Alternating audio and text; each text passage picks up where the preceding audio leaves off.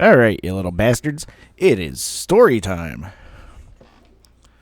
Now, for the sake of yada yada yada, once I get into the more personal aspects, I'm gonna leave as many names of people, persons, and locations out of things, because it happened a real long time ago.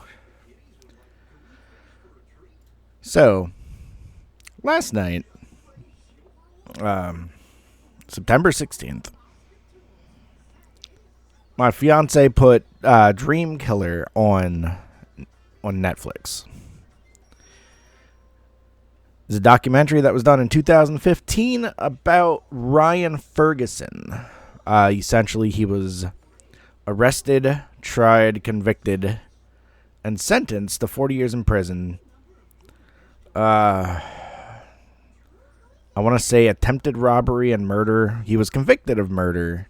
That was the controversial part of it.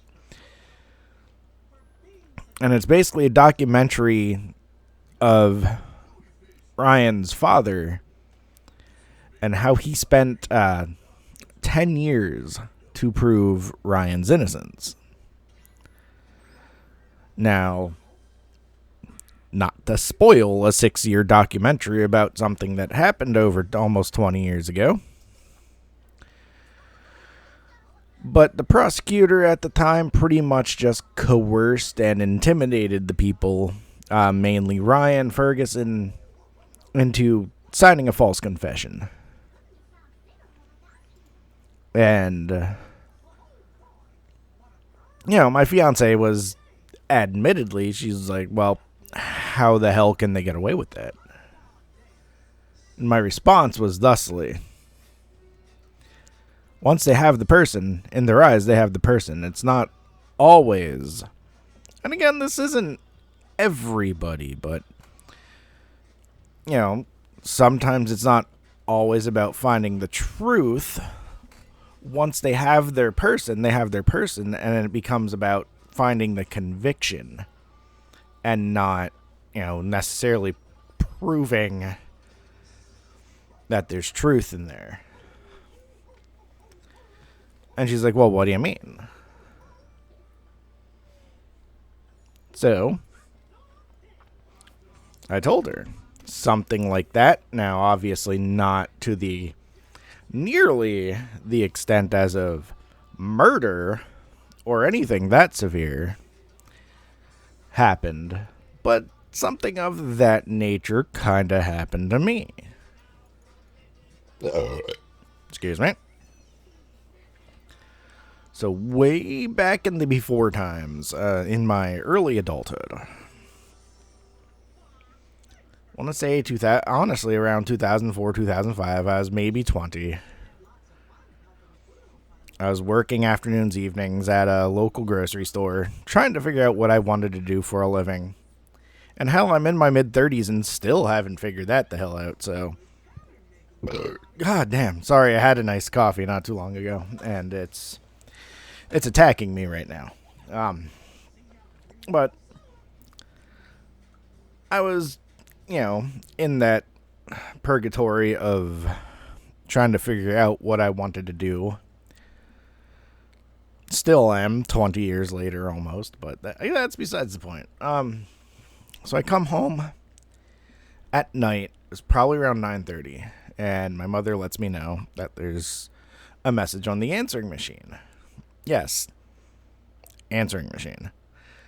That's how long ago this happened.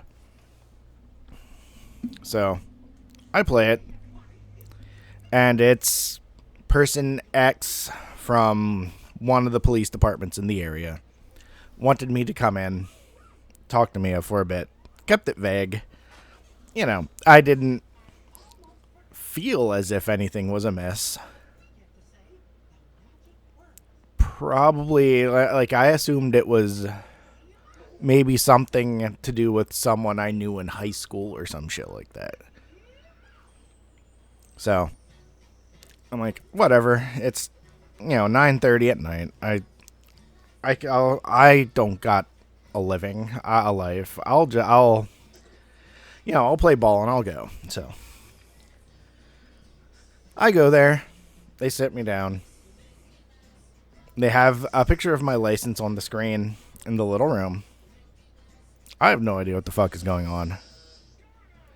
And just out of the blue, I get accused of selling drugs in a school parking lot.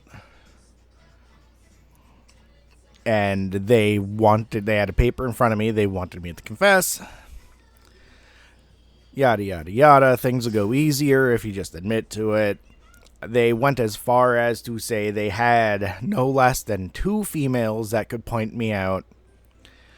And that they could identify my car, which was a tan Chevy Cavalier at the time, which as common as that fucking was back in the day. That they had people that could identify my car and place all of us at the scene.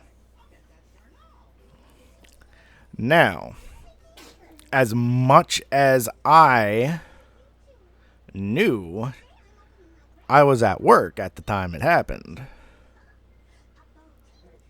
I was scared shitless. Obviously, I stuck to my guns since I believe in just sticking with the truth. And they kind of just walked out of the room and let me sit for like 10 minutes. Like, I let them know that, you know, I was nowhere near. I wasn't even in that town on the day in question. That I was at work. I had my punch logs that, you know, if they wanted to see the punch logs, I could go get them. And I, you know, told them when they mentioned they had multiple people that could point me out in the lineup, I told them to let's do it.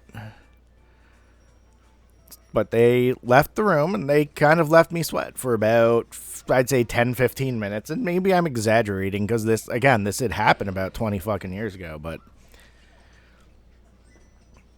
they came back. I was all right. You can go. We'll be in touch. And then I went home and cried. I was scared shitless. Didn't know what was going to happen. I knew where I was. At work. Hell, I didn't have anything to do with any drugs. I smoked cigarettes at the time, and honestly, I didn't even drink until I was 21. But, yeah. Just because of the way they went about it, like, I was really afraid of what could happen. Like I said, sometimes it's not about getting the truth. It's about getting the person that you think you have to confess. And that's essentially what they did to Ryan. I told her this, and well, she was speechless. Kind of like how I was for the last 5 seconds, because I didn't know what to say.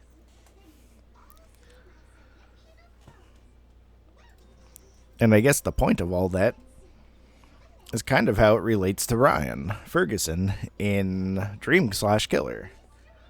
I don't know if I'm supposed to pronounce the slash. But what had happened, essentially, is, you know, the details are kind of vague, but 2 witnesses were intimidated by the prosecutor and flat out admitted in a secondary trial 10 years later that they committed perjury during the original trial because they were afraid of the prosecutor. And that the prosecutor basically just, you know, basically what had happened is Ryan Ferguson, there were 2 people, Ryan Ferguson, and I forget the name of the other one, but there were 2 people there. And the prosecutor had separated the 2 and, you know, was dealing with Ryan Ferguson and had said basically that the other guy was ready to confess, that he better, you know, confess to everything on the spot, and or that he would be going away for a very long time because his buddy was, you know, the other person at the scene was already confessing to absolutely everything, So out of duress, fear, and intimidation, Ryan Ferguson just basically admitted to absolutely everything he didn't do. Now, don't get me wrong, I do support the police. There's that much more good in the world than bad.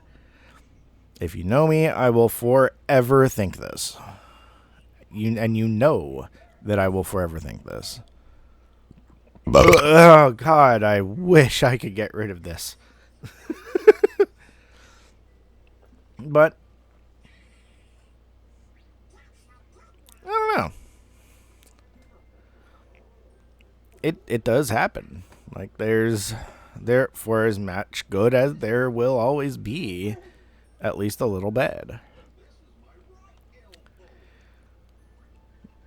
And I guess that's the point of today's, that's it for today's story.